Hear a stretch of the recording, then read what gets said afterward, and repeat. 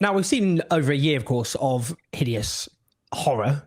What's currently taking place in northern Gaza is unspeakable. Well, unfortunately, literally, in a sense, because the Israeli state has attempted to suppress all communications coming from northern Gaza, as it is believed, and this has been widely circulated in the Israeli press, including particularly Haaretz, that the so-called general's plan is being executed, which in essence means the ethnic cleansing of northern Gaza. At the same time, we've had this conference organised by the ruling party Likud, which is openly advocating colonising, settling Gaza. Now, we've got lots to talk about. We've got a brilliant guest, Daniel Levy, who is a former member of Israel's negotiating team. He's also an esteemed analyst. We interviewed him many months ago. We should have interviewed him far more recently than we have, because he has so many incredible insights and things to say. So, Dan, great to see you. How you doing in this dystopian world? Yes, that's the only way to describe it. But it's good to see you, Owen. Yeah, you too, man. I want to start with someone called Giora Eiland, who is an Israeli general and the former head of the Israeli National Security Council. A year ago, he wrote an article in a journal which is quite obscure to most people, I would say, called Fathom, which is a journal which is published by BICOM, which is the main pro-Israel lobbying organisation in Britain, I would say. Now, the point about this article is, look, from day one, the Israeli state has not been subtle about its intentions. It's very rare, actually, for a state to be so open about intentions which are clearly in violation of the most rudimentary basics of international law. In that, he called for the whole of Gaza to be, for its entire population to be removed. He said either temporarily or permanently. And he said, using siege, he supported the total siege, which was imposed openly by the Defence Minister, Yoav Gallant, on October the 9th, when he said famously that they were fighting human animals. And in this article, he said, Giora Eiland, the people should be told that they have two choices, to stay and to starve or to leave. Just openly inciting war crimes in a British journal there. The point there I'm just putting to you is, more recently, he is the architect of something called the General's Plan, which advocates basically imposing what I just said in northern Gaza. I mean, let's just be clear about this. Do you think it's just obvious that's what's happening? Is the General's Plan the whole population of northern Gaza being removed? And is that permanent? What do you think? Yeah, I would like to believe that the journal that you referenced, Fathom, would have put in some kind of acknowledgement that to distance themselves from the calls from war crimes. But they called it a briefing. Sorry, not the case. They called it a briefing. They said it was a briefing. And I imagine that material was shared as perfectly legitimate stuff. Look, there is an awful lot of accounting that will need to happen after this in terms of who and in what ways, and in violation of what national and international laws people were complicit in actively encouraging genocide. But let's understand what's going on first, and then we can come to that accounting in the course of history. So I also want to start by acknowledging it didn't take that plan for Israel to be conducting itself in this way in Gaza, right? Because you referenced what Gallant said in terms of human animals, the commitment within hours of the reality of what itself was a crime on October 7th, coming to light, being known. Netanyahu says we're going to turn Gaza into rubble anywhere where there is Hamas, having predefined all of Gaza in that way. The defense minister says no food, fuel, water, and electricity, already signaling on day one, we are going to commit war crimes. By day 6, the Israeli president, drawn from the Labour Party, not from the so-called extreme right, has said, what is this distinction? There are no innocent civilians. There is no distinction. We're all familiar with that. So I say that because it doesn't take Giora Eiland and the plan, and I understand it came out of something called the Forum of Commanders and Soldiers in Reserve. It's up on their website still, I believe. It didn't take this plan. A lot of this was being put into effect already. But What we have now, I think, is having shunted Palestinians from one unsafe place to another, as everything was destroyed. You now have this focus on northern Gaza. Israel has created this Netzarim corridor in the middle of Gaza. So it's kind of separated Gaza into two. Gaza may be separated into three at different stages. And so it's the intention here is to clear one area. As you said, Giora Island has talked about starvation. He's also talked about spreading of disease as a way of removing people from this area, making it impossible for anything to get in. Haaretz has run an investigative piece which actually quotes reservists serving in Gaza saying it is not declared, but their understanding is that the general's plan is what is being implemented. One thing we should note is that subsequent to the starts of these hearings in the International Court of Justice, in the case brought by South Africa on violations of the Genocide Convention, when those hearings began, the remarkable thing was, it wasn't like we've excavated these writings and we've discovered that there were documents being passed and then leaked from one government official to the other that called for the following. It wasn't that. It wasn't what Israel sometimes kind of says, hey, we found this document, like they did in the hospitals at some stage. Here's the lists of all the hostages and the crimes being committed. It was a list of days of the week. I mean, stuff that was amateurish. No, Exhibit A in that case were the statements of senior Israeli officials, were the videos of Israelis recording themselves proud of what they were doing in there. Okay. So fast forward to where we are now. The understanding is that what is being implemented is a plan to displace all of the Palestinian population in northern Gaza, destroy what hasn't been destroyed already, anything that is left. And I mean, I want to let you into some of the conversation that's happening inside Israel. So you referenced there, Owen, a meeting that took place hosted by Likud parliamentarians, with also the ministers from the far right party, with settler leaders such as Daniela Weiss, who's a whole world of joy in her own right. And in that meeting, you have the call, and the meeting is entitled Planning for the Resettlement of Gaza. You have people making the case, because there are a few important threads here. First, we have people making the case where settlement ends, security ends. And here you see an alignment after a long period in which it's not like settlement wasn't happening. It's not like violations of the rights of Palestinians weren't happening. Those were happening all the time, every day for decades. But there was this disconnect between a security mindset, which actually said settlements are not good for Israel's security. There are things that we're doing which cannot offer Israeli sustained security, as was witnessed on October 7th, and the ideological messianic thrust of ethnic cleansing, displacing Palestinians, settling the land for Jews only. And here what you see is the reintegration of those themes. You have seen emerge, it's been there already, but it has emerged as somewhat hegemonic in this past period, a new national security thinking, which says we need to be permanently there. The answer is resettlement of Gaza. And there is a cohort.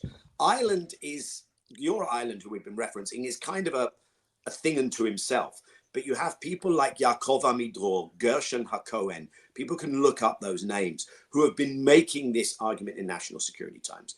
You've had the journalist closest to Netanyahu, Amit Segal, saying that he understands that the plan is part of Gaza will no longer be Gaza. Gaza will be smaller than it once was. Of course, it's destroyed, everyone displaced, but he's also saying we will have to take some of that land. Aluf Ben, the editor of Haaretz, has said that the plan for Gaza is to resettle Gaza. And then you have these other plans coming out, apparently backed by the Americans, apparently with Emirati and others involved, to place there private security firms. There's a firm headed by someone called Mati Kahana, GDC. It's almost like a Western Wagner group, right? That they're thinking of inserting into Gaza to run things. They'll be in charge of killing civilians, of doing whatever the nasty work that needs to be done. Grim stuff there. Just with Giro Island, no, it's just the reality we're dealing with. I mean, you mentioned about epidemics, just so people are clear about the quote there. He said, Giro Island, that Israel should embrace the spread of epidemics because it will bring victory closer and reduce casualties among IDF soldiers. And he also denounced talk of the poor women of Gaza on the grounds they're all the mothers, sisters, or wives of Hamas murderers.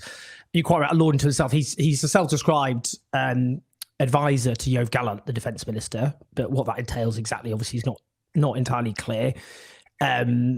He's not associated with the Israeli right. Just make that clear as well. He's not. Yes. He's not associated. He's against Benjamin Netanyahu. If that's people's kind of metric.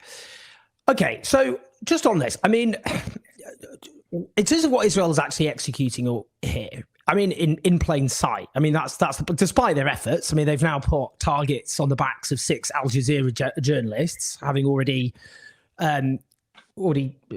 implemented the biggest slaughter of journalists in recorded history in such a short space of time. These are the 6 journalists, which just coincidentally happen to be in northern Gaza, who they've now just labelled to be Hamas or Islamic Jihad terrorists. They did something similar to an Al Jazeera journalist a few months ago. The document which came out, which Israel produced, suggested, if you believed it, that the Al Jazeera journalist in question must have received Hamas military honours at the age of 10 years old. So the Committee to Protect Journalists and others have pointed out that clearly this evidence is not actually credible. But the point I'm making is we know there's enough. It's clear. It's not subtle. I mean, this speaks to a level of impunity, doesn't it? They don't think the US under the Democrats presented any serious obstacle to them doing any of this. So they're just. I mean, this is so blatant and such an affront to the basic rudiments of what of international law is supposed to say. So, I mean, their view clearly is there will be no consequences. They really can't. They've pushed at the door. It kept pushing. Nothing stopped them. Is that what's happening? They've concluded they really can get away with anything. And I'm just interested. Do you think it's ad hoc, or do you think this was kind of what they were always going to end up doing? Well, I mean, as you've implied, that there's a piece of this which is there are all kinds of plans. Some are more battlefield related, but many are more politically, ideologically driven. And there's a panoply of things there. And then you test the water. And as you say, you see what the traffic bears. You see what you can get away with. And it's almost like you keep falling through another door thinking, are we really here? And that just happened. I mean, one of the things that, we've talked about the highly self-incriminating stuff from the first weeks and months. And there are still things that fall into that, into that mold.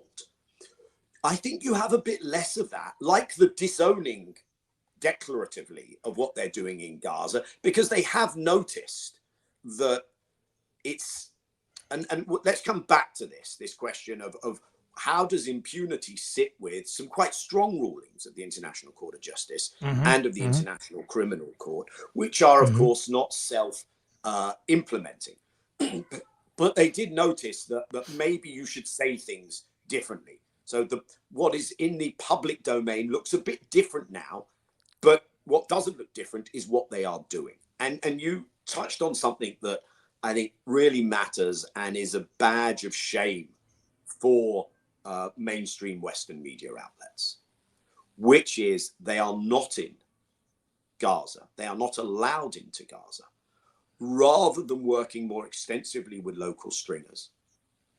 They constantly go to Israeli official sources who have time and time again been caught in the act of disinformation. And you very rarely hear, or insufficiently hear, from those local and other sources. And I say that also against the backdrop of what we see in Lebanon right now, because there still is access to Lebanon. So when Israel says, well, we bombed this hospital and there is money under the hospital, the kind of stuff, the kind of claims that are not credible that we heard coming out of Gaza. But they go to that hospital in Beirut. There was a BBC report. They went there and lo and behold, nothing. But in Gaza, and this is media talking about how media is treated and just ignoring it. 128, according to the Committee for the Protection of Journalists, 128 journalists killed so far, and their bar is higher than that of others. There are other numbers out there that are higher in terms of the number of journalists killed. A target on the back of Al Jazeera journalists. As you say, actively preventing the story from northern Gaza getting out, and just this really lame attempt to go into that. And it's more than lame. It's also that it's not a narrative. There is a truth about what is going on that is pretty much inadmissible in polite Western political and media circles. And if you can't acknowledge what is being done, what is happening, what is the ideological thrust behind it, then you can never get the policy right. And what I see is a world in which there is a Western elite political media narrative, and there is a reality on the ground seen by the rest of the world. And they've been going like this, going more and more distance. And in a way, the moment of Sinwar's death, I thought brought that home really powerfully. And also told us how much even the Israelis, who, let's face it, they have invested a lot in psyops and in, how do we influence the other side and what's going on there. They released this video of Sinwar thinking that it will be a demonstration of, I don't know, his weakness, his detachment from his people. By the way, Jeremy Bowen, then for the BBC, reports on this is how it is being understood amongst Palestinians in Gaza, across much of the Arab, Muslim, and rest of the world. And he gets castigated for simply telling a rare journalistic truth on the part of mainstream media. It's as if we are not allowed to draw on our own history, anything in global history. It's as if British colonialism and the struggle against British colonialism never existed. It's as if French colonialism, Algeria, it's as if American Vietnam never existed, because these are Arabs, these are Muslims. So you have to talk about them in a different way. And it means that we have no clue. We are BSing ourselves. And so you can have Western leaders attempting to sound sensible and credible, telling us after Sinwar, well, now we can have a ceasefire. What are you talking about? Are you paying any attention to what Israel is saying are its goals, to what Israel is doing, to the nature of this entity today? It is such a disservice to the consumers of that media. I mean, I'm glad you said this. So the theme I've constantly referred to, which is the Israeli state makes its intentions very, very clear. And not only is Western media coverage not framed around those statements of intent, that often in many cases not quoted. I mean, just again, going back to the first days, Major General Ghassan Alian, army coordinator of the entire occupied territory, said Hamas became ISIS and the citizens of Gaza celebrating instead of being horrified. Human animals are dealt with accordingly. Israel has imposed a total blockade in Gaza, no electricity, no water, just damage. You wanted hell, you will get hell. The best possible guide to what Israel actually went and did was just listening to what Israeli leaders and officials said and taking it literally. Just on that, though, and of course, Owen, oh yeah, and of course that all predates October 7th, the coalition guidelines of this government. I mean, it's not as if, this was a radical break from the past, but let's just take this government for what it has stated. Its coalition guidelines say the Jewish people have an exclusive and inalienable right to all parts of the land of Israel. And you carry on as if everything's normal. America agrees a visa waiver. The Brits upgrade their bilateral relations. You have people in that government who openly have called for ethnic cleansing, displacement, second Nakba. And we carry on as if all this is Israel. It shares our values. It's the only democracy in the Middle East. It's our ally. As you say, it is this willful self-deceit. And as for what's being done in Gaza, there's a piece really worth looking up by Adam Tooze in his Substack from May, where he says, look, this is the Prime Minister's office has actually put out a plan for Gaza 2035. They talk about creating something called the Gaza Rehabilitation Authority. It says from total destruction, the area will be reborn. So what are you telling us here in terms of what you're intending? You're intending total destruction. This paper has Gaza will be a commercial center. It won't be a center of Palestinian life. It certainly won't be part of some Palestinian future state, etc. It's all there.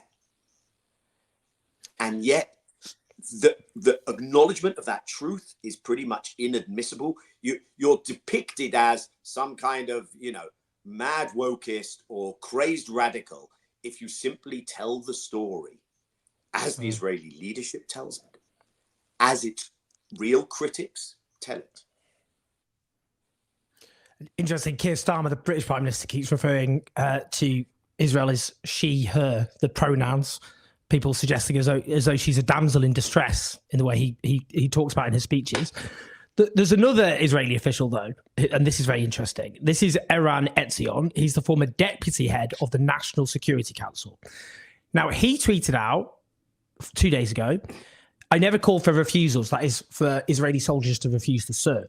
He said, in my opinion, this is a step that should be reserved for the most extreme and distinct black flag cases of a manifestly illegal order of a crime. Well, we have reached that point.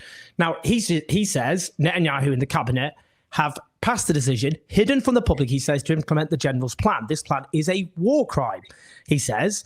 He says this is after the US wrote a letter, which basically wrote in detail about how Israel was deliberately preventing food and the basic essentials of life and getting into northern Gaza.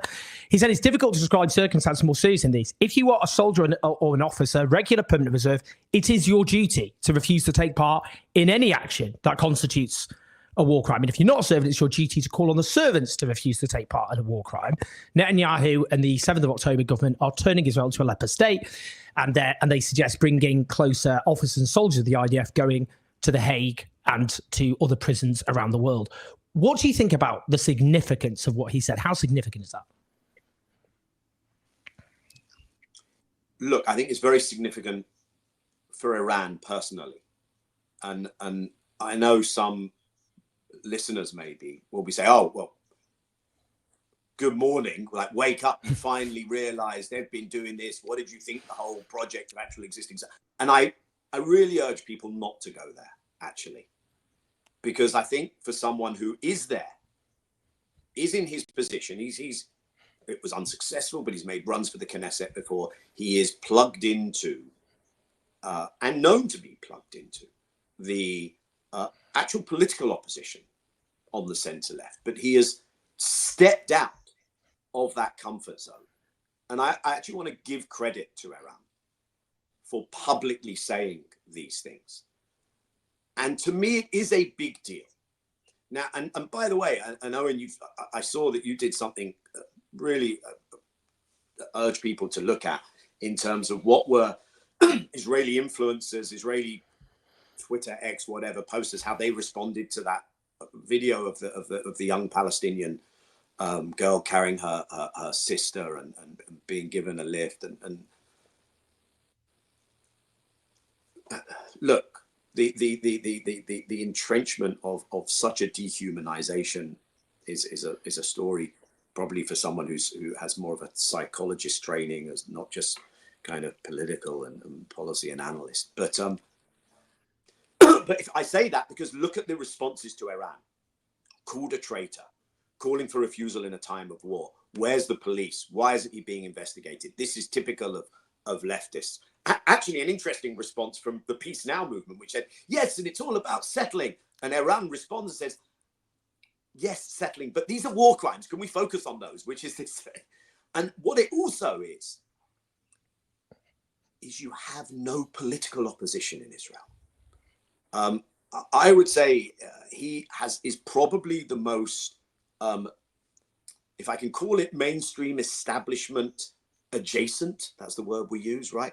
Establishment adjacent person to have said war crimes, to have said it is the general's plan, to have said refuse these orders. These are illegal actions that you are being asked to carry out. Too little, too late, absolutely, but not from the person who stepped out of his comfort zone and did that. But you have an Israeli Labour Party leader. You have the entirety of the Zionist political spectrum in parliament who are unwilling to question what is being done in Gaza from the perspective of legality, the legality of orders, of actions, from the perspective of morality.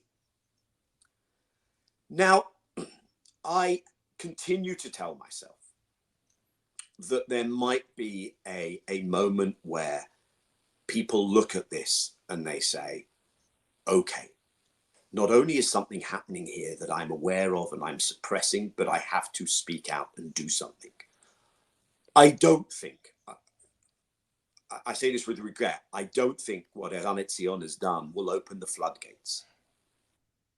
But I do think that there is the potential for things to shift over time. It's not going to go mainstream political. As I said, Yair Golan continues to reject. I'm using him just as an example of the leader of the supposedly most left Zionist bloc in parliament. There was a vote in the Israeli Knesset on July 18th. Netanyahu put forward a resolution that there can be no Palestinian state. Not a single Zionist member of Knesset voted against that resolution. But I there was one left, one leftist Jewish non-Zionist MP, wasn't there? What's his exactly. name? That's why. That's right. Exactly. Ofer Kasif. That's why my definition is no self-defining Zionist member of Knesset. Yeah. Now, look, it's significant in a number of ways, but the question is Iran and our others shouting into a void, or are we going to see the kinds of actions and the kinds of legal requirements that now exist on paper actually being picked up? And you've referenced the US a couple of times in the West and the UK government. And so far, those are not being picked up. I think one of the interesting things that has been largely overlooked in the discussions around Sinwar is that you now only have two people, and they're Israeli leaders, Netanyahu and Defense Minister Gallant, with ICC chief prosecutor arrest warrant requests against them. The three Hamas leaders to whom that applied, Hania Sinwar and I can't remember if it was Daif or Isa, are all no longer among the living. Now, I think there are lots of reasons that Netanyahu went after that cohort of people, but I would like to suggest that Netanyahu will now say it is inconceivable that arrest warrants will only be issued against Israelis, and therefore America and anyone else willing to go along with it, Germany, I don't know, UK, this government did withdraw that. You have to make sure, you have to double your pressure on the ICC. These have been standing there for ages, this request warrant, this request for arrest warrants from Karim Khan.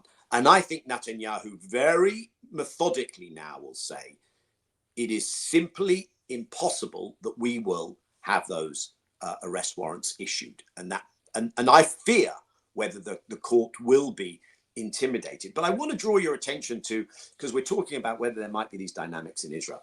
Something has really caught my eye, and some friends are involved in initiating it. And it's a cohort of academics and some from the cultural and other spheres in Israel. Israeli citizens calling for true international pressure on Israel for an immediate ceasefire. That's the title of it.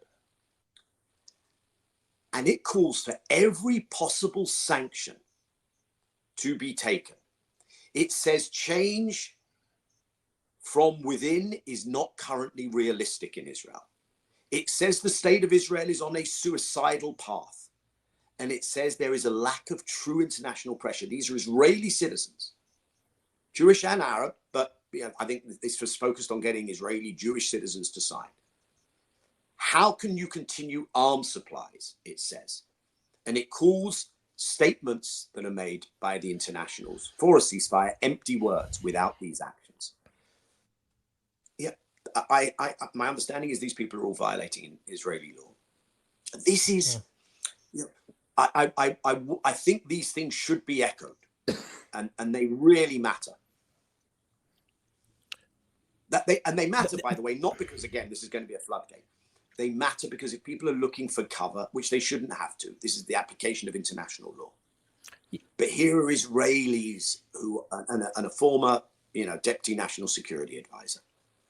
But again, I unfortunately don't see the West budging, but one just has to keep building, keep pushing. One never knows what the tipping point is. No, indeed. And it is important for accountability in the future. I mean, these will hopefully be read in court. There was no excuse for saying you did not know. Listen to what was said at the time.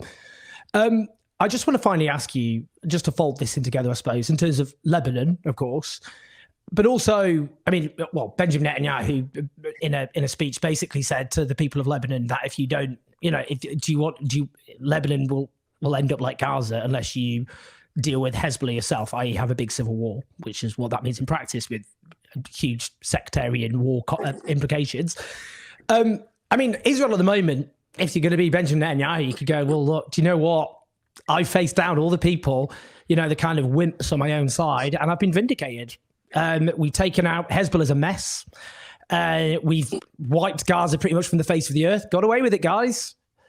I don't know. What do you think? Where is this heading? Because, Israel at the moment could be awash. If you're Benjamin Netanyahu, awash with triumphalism, all the kind of, hand-wringing from the United States for domestic purposes. But, I proved them wrong, guys. What do you think? Where's it heading, Lebanon? And what do you think of that sense of Israeli? Is it hubris? Yeah.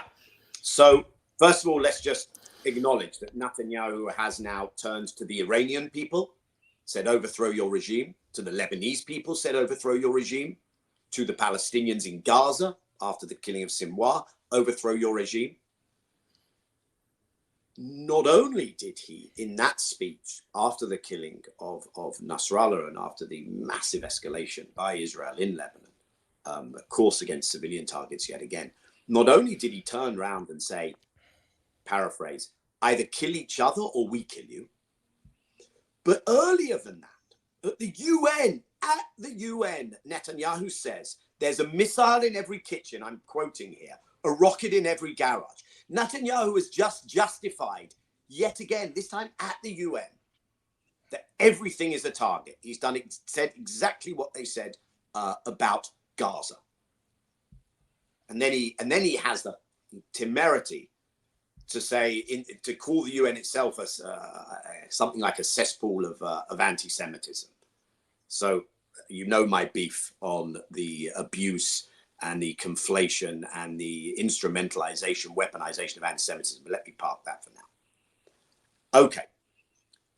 So this is where Israel is at. And I want to point out something that I think is factual, which is that Israel has suffered some battlefield setbacks and has achieved some battlefield successes. But it cannot translate that into something that is a sustainable political achievement, because it has no plan that even borders on being realistic or achievable politically for the region. The premise is Okay, you killed someone.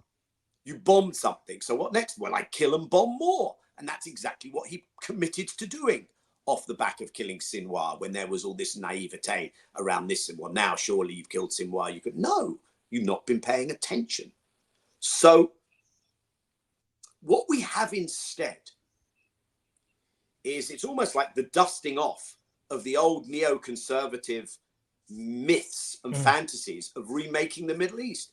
When Netanyahu first became prime minister, folks can look this up, in 1996, the then out of power neocons in America, led by Richard Pearl, Doug Feith, Wormser and others, write a paper, Strategy for a Clean Break, how to remake the Middle East. They then get into power when Bush gets elected, and they then have their moment after 9/11. And Netanyahu goes to Congress as an opposition leader then at the time in 2002 and testifies what a fantastic opportunity and moment an invasion of Iraq would be, the positive repercussions that would have for the region. And here we are, learning nothing, pretending that we're not paying attention. More than 2 decades later, this talk of we'll have regime change in Lebanon and regime change amongst the Palestinians and regime change in Iran. And we're going to build a Middle East premised on Israeli hegemony, the permanent vanquishing and removal from the scene of Palestine, the Palestinians, that cause. It's not going to happen. It's precisely the hubris that got Israel to this place. I think it's precisely the fantastical thinking that leads this group of Israelis who signed that petition to say we are committing national suicide. Because the anger that this is generating, I mean, look, we know each other. I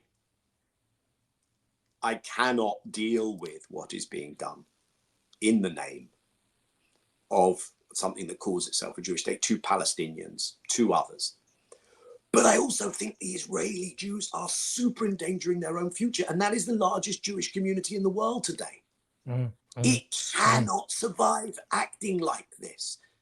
It will not have safety or security if it acts like this.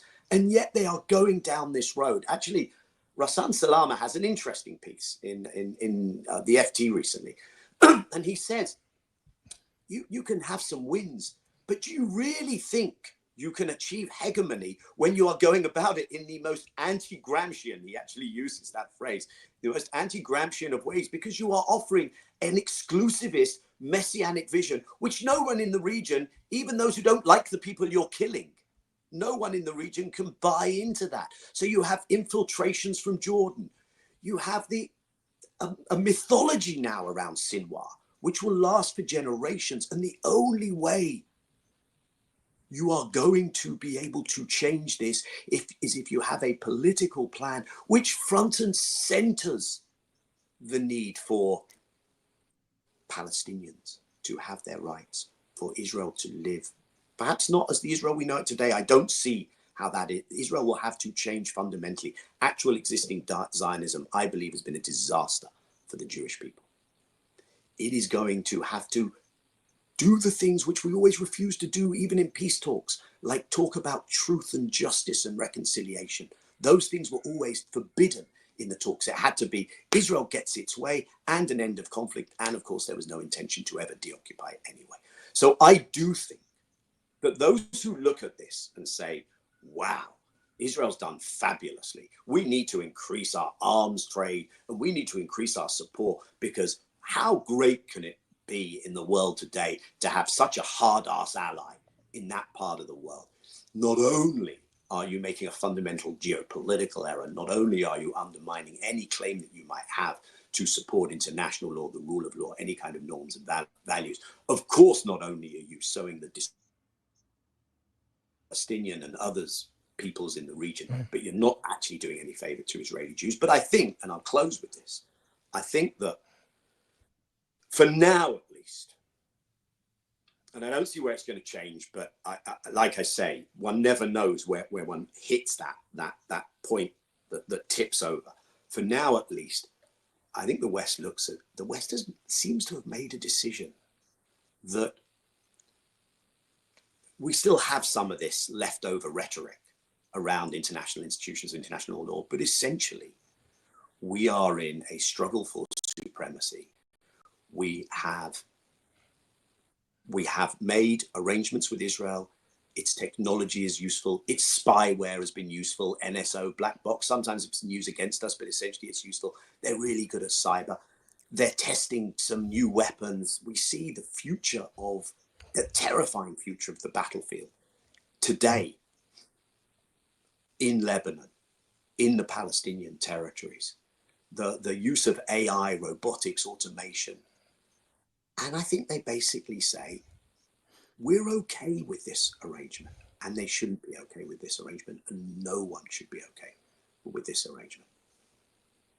Sorry, I've not ended on a joyful note, but I do think people are slowly acknowledging this, and I do think that if we keep pushing, and it's clearly not just in the West, and maybe not particularly in the West, but let's make it uncomfortable for Western governments to keep going down this track, as uncomfortable as we can. Searing stuff. I think perhaps the most searing bucket of cold ice water poured over my head I've ever had, which I'm sure I speak for my audience. Brilliant, eloquent stuff. Hugely insightful and scary, but there was actually some hope in there. You can find the hope. And there is hope. There is always hope. Otherwise, why are we even talking? What's the point? Honestly, Dan, it's such a huge honor, Daniel, to have you, to hear your hugely insightful thoughts, wisdom. And I learned, as ever, I could listen to you for hours, which is not true for every single person I interview. For everyone listening, obviously, do leave your comments, including your appreciation, of course, for Daniel. Press like, share the video, make sure it gets out. But thank you, Dan. Really appreciate it. Brilliant stuff. Thank you, Owen. Thank you for what you do, and it's really good to talk to you.